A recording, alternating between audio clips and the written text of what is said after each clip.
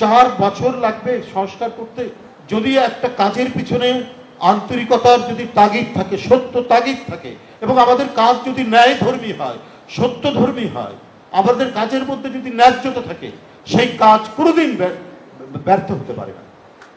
সেই কাজের মধ্যে যদি সংশয় থাকে, ভণ্ডামি থাকে, সেই কাজের মধ্যে যদি দ্বিধা থাকে, সেই কাজ ব্যর্থ হবে।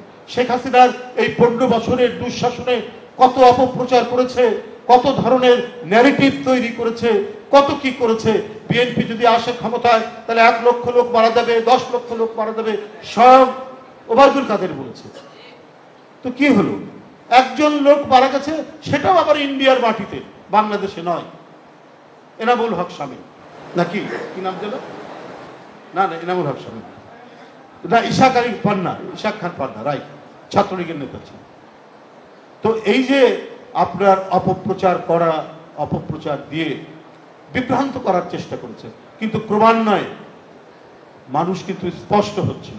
মেঘ সরে গেলে আকাশ যেমন নির্মল হয়, ঠিক আমাদের রাজনীতির অঙ্গনও নির্মল হয়ে আসছে। যখন দেখলাম যে প্রাইমারি স্কুলের শিশু, হাই স্কুলের ছাত্র এবং কলেজ ইউনিভার্সিটির ছাত্ররা এক কাতারে দাঁড়িয়ে একটি কাফেলা তৈরি করে শেখ হাসিনাকে পালাতে বাধ্য। কিন্তু আমাদের চেয়ারম্যান তার যে অটল অব্যয় এবং প্রত্যয়দীপ্ত তার যে আহ্বান, এই আহ্বানের মধ্যে দিয়ে যে পটভূমি রচিত হয়েছিল, তার মধ্যে দিয়ে এই তারুণ্যের যে উচ্ছ্বাস, এই উচ্ছ্বাসে তাকে চলে যেতে হলো। এই হাসিনা বলেনি যে মালয়েশিয়াতে তারেক রহমানের মিল আছে, কারখানা আছে, 17 বছর জোর করে মানুষকে গুলি করে, বিএনপির নেতাকর্মীদেরকে কি বল গুম করে, অদৃশ্য করে, এত কিছু করার পরে কই একদিনও তো ওই কোথায় মিলটি, কোথায় কারখানাটি, মালয়েশিয়ার কোন জায়গায় সেটি স্থাপিত, সেটি দেখাতে পারলেন না। বিএনপি যখন ক্ষমতায়, তখন তিনি এই কথাগুলি বলেছেন।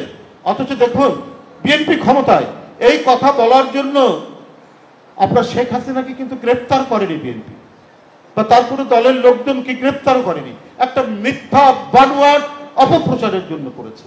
তো ক্ষমতা আসার পরে দেখালে না কেন? কি ইন্ডাস্ট্রির নাম কি, সেই কারখানার নাম কি, দেখাতে পারেনি। এইভাবে একটা মিথ্যা বয়ান তৈরি করে ওরা মানুষকে বিভ্রান্ত করার চেষ্টা করছে। তাই আমরা বলি, যেটা সত্য সেটার পক্ষে থাকা দরকার। আমি বক্তব্য আর বাড়াবো না, শুধু একটি কথা আমার কেন জানি বলতে খুব ইচ্ছে করছে। আজকেই দেখলাম আমরা সবাই, বিএনপি সহ সব গণতান্ত্রিক দল যে সরকারটিকে সমর্থন করেছে, সেই সরকার দেশ চালাচ্ছে, ঠিক আছে, আলাপ আলোচনা তর্ক বিতর্কের মধ্যে দিয়ে থাকবে, কিন্তু সমর্থন এটা করেছে। কিন্তু আজকে গতকালকে আন্তর্জাতিক একটি গণমাধ্যমে যে কথাটি বলেছেন প্রধান উপদেষ্টা, এইখানে কিন্তু একটা বড় ধরনের প্রশ্ন আমাকে সবসময় আমার মনের মধ্যে কাজ করছে। 4 বছর লাগবে সংস্কার করতে, কেন? সংস্কার তো যুগে যুগে বিপ্লব আন্দোলনের নেতৃত্ব দিয়েছে পলিটিক্যাল পার্টি তৈরি করেছে, কনস্টিটিউশন, পার্লামেন্ট। এটা তো আমরা ইউরোপের ইতিহাসে দেখছি, সেই 1215 সাল থেকে এখন পর্যন্ত। এটা তো রাজনীতিবিদদের অবদান। সেই ক্ষেত্রে বলা হয়েছে যে ঠিক আছে, এখানকার যারা সুশীল সমাজ, বিজ্ঞ সমাজ বা অন্তর্বর্তীকালীন যে সরকার, তারা একটা পরামর্শ দিক সংস্কারে।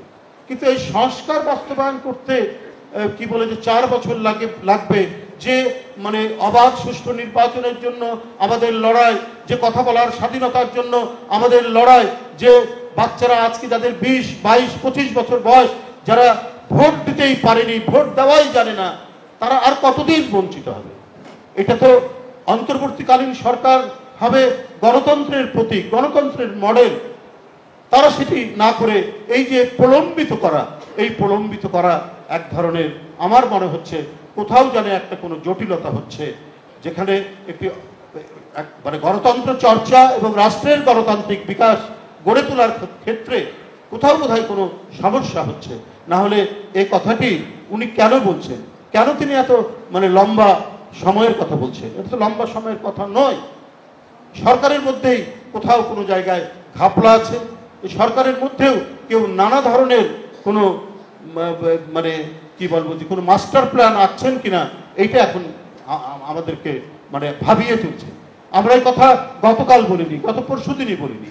আমরা বলেছি দ্রুততর সময়ের মধ্যে নির্বাচন দিতে, কিন্তু গতকালকের এই কথাটির পর আমাদেরকে সত্যিকার অর্থেই ভাবিয়ে তুলছে। উদ্দেশ্যটি কি সেটা মানুষ জানতে চাইবে।